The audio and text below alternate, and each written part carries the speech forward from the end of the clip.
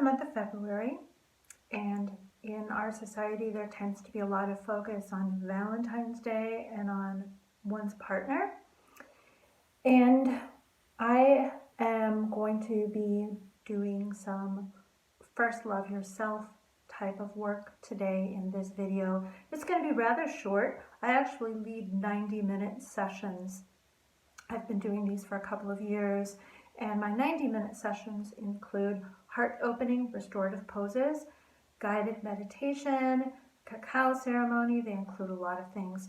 So I'm going to try to kind of just bring the essence of that into this session, because to me, the concept is we have to first love ourselves.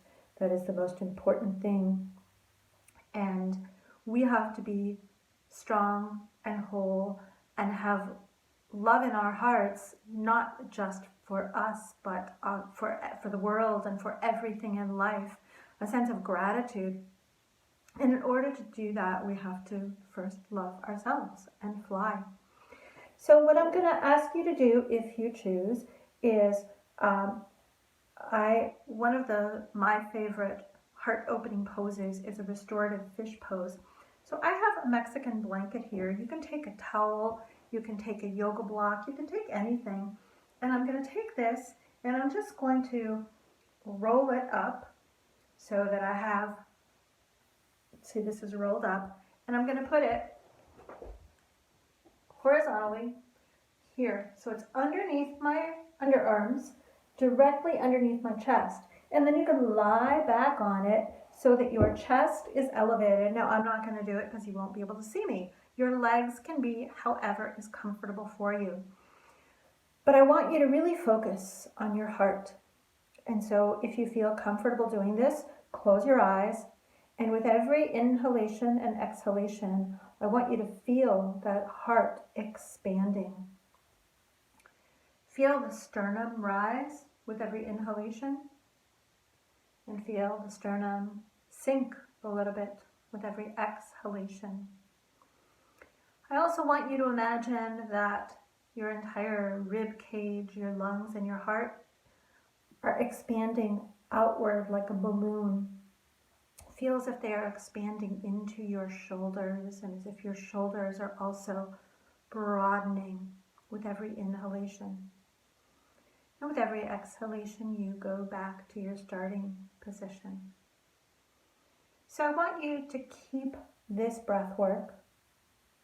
And again, if it's comfortable for you, keep your eyes closed. Your legs can be in whatever is comfortable, but I want your heart elevated so that you're really broadening the lungs and the heart. And as you continue doing that breathing, I'm going to read to you something from Leo Buscaglia, who is an author who has written a lot about the subject of love, and he writes about all different kinds of love. And Leo Buscaglia says, "I've always thought that people need to feel good about themselves, and I see my role as offering support to them, to provide some light along the way. To love others, you must first love yourself." Continue to breathe deeply, feeling your heart expand and contract. Love yourself. Accept yourself. Forgive yourself. Be good to yourself. Because without you, the rest of us are without a source of many wonderful things. Love is life, and if you miss love, you miss life. The easiest thing to be in the world is you. The most difficult thing to be is what other people want you to be. Your talent is God's gift to you. What you do with it is your gift back to God. So I want you to stay here focusing on your breath. And I want you to think about what some of your gifts are. I want you to go back to your childhood and think about maybe when you were in elementary school. And what do you feel that you did well when you were in elementary school? Or what did you enjoy doing that you felt was a gift to yourself when you practiced it? So those are actually two questions in one. So you can pick both or try to focus on one. And again, I want you to do this as you continue to inhale and exhale deeply, feeling your heart rise and fall.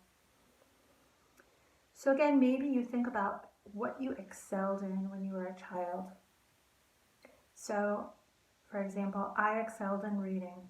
I was reading by the time I was 2 years old, my mom tells me. And so books were something that I really enjoyed. And then what is something that gave you joy and that really made you feel like you were walking on air? And for me, that would be music, and in particular singing.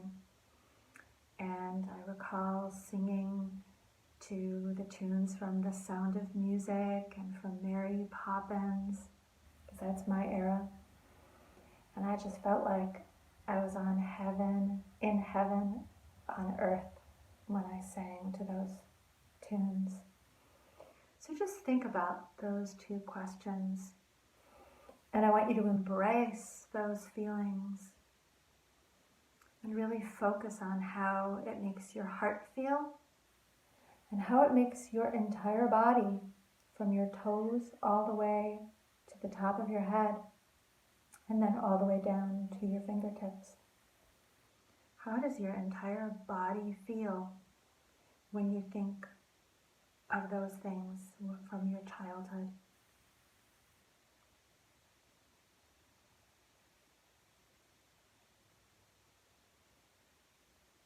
Hopefully you feel wonderful and you feel an intense joy, because when we are children, we tend to focus a lot on joy, and we tend to focus a lot on what we want for ourselves, which is why sometimes kids can be hard to handle as a parent or between siblings. But it's only natural. The child knows what they like, and the child wants what they like. And as long as it's not something like 10 cups of ice cream, of course it's good to indulge yourself with those healthy things that you love and that make you feel good. So keeping a focus on the one or two things from your childhood that either you excelled at or that gave you a feeling of being in heaven. I want you now to think about when was the last time that you did that. And I want you to ask yourself, as an adult in your current routine, how often do you take time out to give yourself those simple pleasures? So for me, with books, I'm dedicating a lot of my time to writing my book and to editing and improving and constantly tweaking my book. And I do spend a lot of time reading. And in particular, I take one day of the week when it's my Shabbat or my digital Sabbath, and I don't drive in my car anywhere. I stay home. I don't turn on any digital devices, and I spend a lot of time reading, because that is one thing that I really treasure. And when I was working 80-hour weeks in the corporate world, I never had the time to read. So just think about, how often do you make time to enjoy those pleasures that you know are healthy pleasures, that you began in your childhood.